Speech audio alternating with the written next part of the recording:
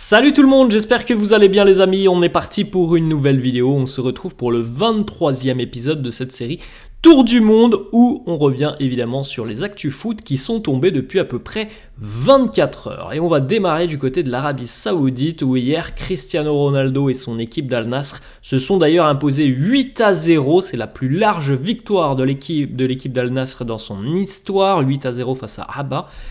Cristiano en a profité pour inscrire son 65e triplé de sa carrière à 39 ans. Évidemment, personne ne fait mieux dans l'histoire. Un grand bravo à CR7. On continue les amis avec l'anniversaire d'Adrien Rabiot. On lui souhaite évidemment un très joyeux anniversaire.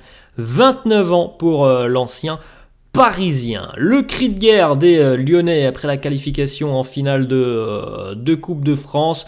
On a vu de belles images hier du côté du Groupama Stadium. On poursuit avec Stéphanie Frappart, l'arbitre de cette rencontre et de cette demi-finale de Coupe de France. Elle a reçu la note de 1 sur 10 dans le quotidien L'Équipe après ce match entre l'OL et Valenciennes.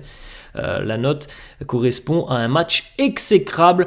Alors bon, c'est vrai que selon moi, ça n'a pas été un grand match au niveau de l'arbitrage hier. On continue les amis avec les mots forts d'Anthony Knokert sur le penalty sifflé par Stéphanie Frappart. Elle nous dit le penalty, je fais la même chose une minute avant sur le défenseur, elle ne le siffle pas et là dans la surface elle siffle. Est-ce que c'est parce que c'est un grand club ? Je ne sais pas, ils ont qu'à me surprendre s'ils veulent, je n'en aurais rien à faire, c'est dur à accepter, ils devraient se poser des questions au niveau de l'arbitrage. Selon moi, le penalty qui permet à l'OL d'ouvrir le score n'est jamais un penalty. Après, bon, certainement que Lyon se serait tout de même imposé, mais quand on voit la première mi-temps des Valenciennois, évidemment que le premier but dans cette rencontre allait changer complètement le cours de la rencontre, c'est ce qui s'est passé, et selon moi, il n'y a jamais penalty hier pour l'OL. On continue les amis avec l'OL qui se qualifie en finale de Coupe de France.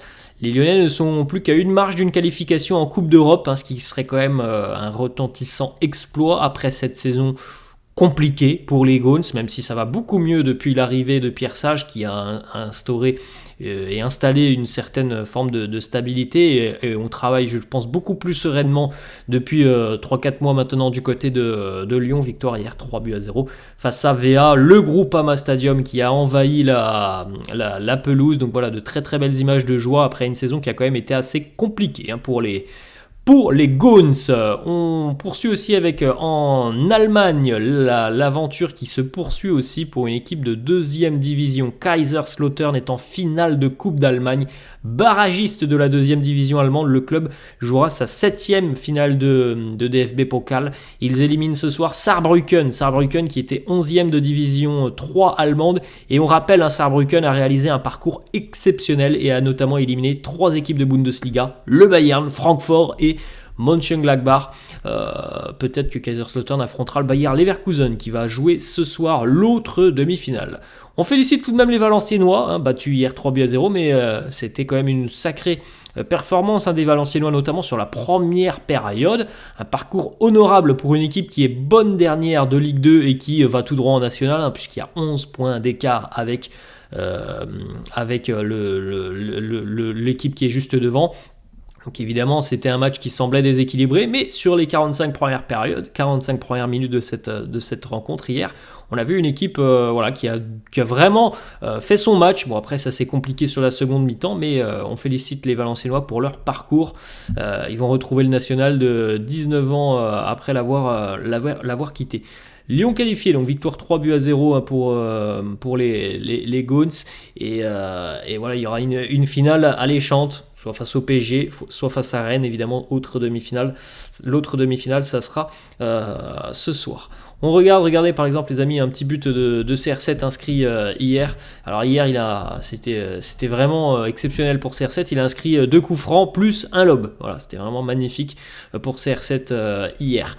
On continue les amis avec la première mi-temps exceptionnelle de Cristiano, triplé plus 2 passes décisives, le tout en première mi-temps hier face à Abha. C'est quand même assez dingue. Triplé inscrit en 43 minutes pour Cristiano, c'est monstrueux. On enchaîne les amis avec d'autres informations. Voici les 11 joueurs nommés pour le prix Marc-Vivien Foé qui récompense le meilleur joueur africain de Ligue 1. Donc voilà la liste des joueurs où on retrouve Oumar Diakité, le joueur de Reims, Wilfried Singo, le joueur de Monaco, Terem Moffi pour l'OGC Nice, Moses Simon pour Nantes, Amine Gouiri côté rennais, Nabil Bentaleb du côté du LOSC, Aubameyang du côté marseillais, Mbemba aussi pour Marseille, Lamine Camara pour le FC Metz, Achraf Hakimi pour le Paris Saint-Germain et Youssouf Ndiaye Miché pour l'OGC Nice. On continue les amis avec l'ambiance hier du côté du Groupama Stadium. 12 ans après, Lyon retrouve la finale de la Coupe de France. Il y avait évidemment un Groupama Stadium qui était chaud hier avec des tifos pour l'accueil des joueurs. Une information de Fabrizio Romano du côté du Real Madrid. Fabrizio Romano annonce ce que l'on savait quasiment à demi-mot parce que ça c'est compliqué pour lui déjà depuis 4-5 mois maintenant. Kepa ne restera pas au Real la saison prochaine, il va quitter le Real et donc retourner du côté de Chelsea, même si lui le joueur l'avait annoncé d'ores et déjà depuis son arrivée au Real, il souhaitait continuer.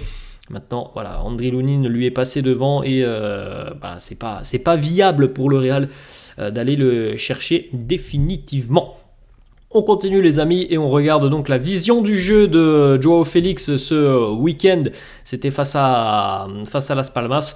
La vision pour la passe D pour Rafinha. C'est quand même assez exceptionnel de voir cette course de Rafinha et de mettre le ballon dans le bon rythme. On continue les amis avec cette fois-ci une petite déclaration de Jérôme Roten au micro de son émission Roten sans flamme. Il nous parle du Paris Saint-Germain et de ce qui se passe un petit peu en interne. Il nous dit qu'Antero Henrique fait des pieds et des mains pour couper la tête de Luis Campos. Nasser l'écoute car ils ont de bonnes relations. Ce monsieur Henrique nuit au Paris Saint-Germain en interne.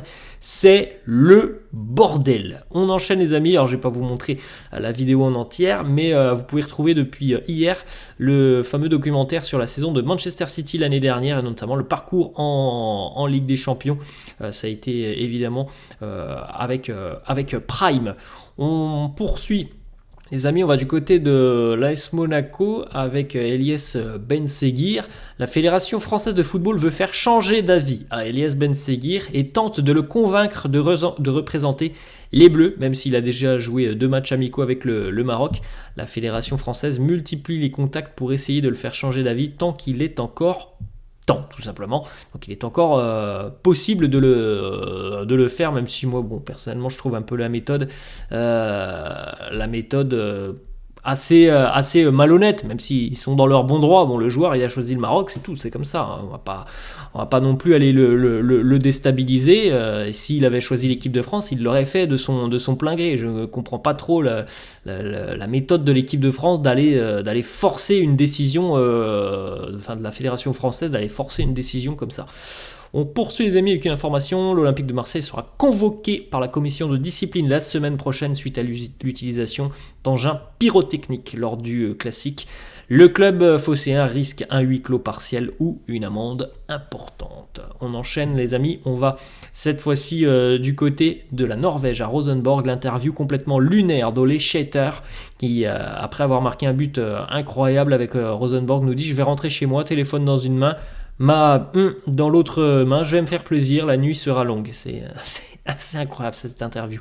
Petite information du côté du Havre, Mathieu Bodmer va prolonger son contrat avec le Havre. L'ancien professionnel se sent très bien dans son rôle de directeur sportif du HAC et les résultats sont plutôt positifs, même si le Havre va un petit peu moins bien depuis quelques semaines. Pour le moment, les Havrais ne sont pas relégables. Ils ne sont pas maintenus, loin de là, mais ils sont évidemment bien dans la course et c'est une équipe assez joueuse, cette équipe du Havre, et Mathieu Bodmer a mis des choses en place depuis plus d'1 an et demi maintenant, puisqu'il est arrivé lorsque le HAC était en Ligue 2 et ça fonctionne plutôt bien. On continue les amis avec une information qui concerne Luis Enrique et Kylian Mbappé. Luis Enrique dénonce un mensonge sur une prétendue insulte de Mbappé au moment de sa sortie. Luis Enrique il nous dit « Ce qui est curieux, c'est que c'est ce que génère une nouvelle qui est un mensonge. Quelqu'un a inventé une insulte et il y a de la spéculation de tout genre. Je suis très content de tous mes joueurs, Kylian inclus. il s'est toujours comporté d'une manière spectaculaire. On continue les amis avec une information qui concerne Marcos Alonso dont on a parlé hier. Il va quitter le Barça en fin de saison. Et il a déjà trouvé son futur club Marcos Alonso selon plusieurs médias espagnols. Il y a déjà un accord entre l'Atlético et le joueur pour cet été. Tout porte à croire qu'il va rejoindre librement les Colchoneros.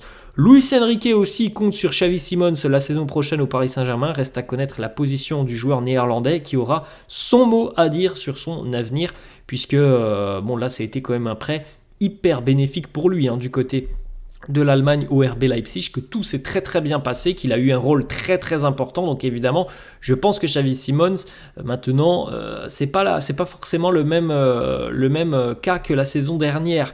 Là, voilà, il s'est montré aux yeux de l'Europe. Je pense qu'il va y avoir des courtisans, donc il a son mot à dire. Il n'a pas forcément, je pense, aussi envie de revenir au Paris Saint-Germain pour cirer le banc. Alors, je suis pas sûr qu'il cire le banc. S'il revient au PSG, là, il a vraiment montré de grandes choses cette saison. Et puis du côté du PSG, il y a un petit peu de place qui s'est libérée tout de même depuis plus d'1 an maintenant. Donc voilà, il aura son mot à dire. On continue les amis avec du côté du Toulouse Football Club. On a une collaboration avec Kraft. Ils ont sorti un nouveau maillot qui combine des bouts de tous les maillots des morceaux de tous les maillots proposés depuis 2021.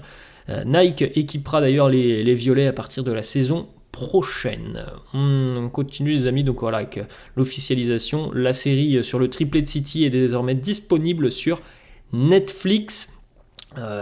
Pour les hommes de Pep Guardiola, les supporters de l'OL qui avaient prévu un tifo sur l'ensemble du virage sud, on l'a vu hier, il y avait une très très belle ambiance du côté de Lyon. On souhaite aussi un très joyeux anniversaire à André Onana qui a fêté ses 28 ans hier pour le portier camerounais qui sera demain dans les buts lors de la rencontre entre Chelsea et Manchester United. Voilà les amis, la fin de cette vidéo, j'espère que ça vous a plu. N'hésitez pas comme d'hab à lâcher un petit pouce bleu, n'hésitez pas non plus à vous abonner à la chaîne. Je vous laisse et je vous dis à la prochaine. Ciao.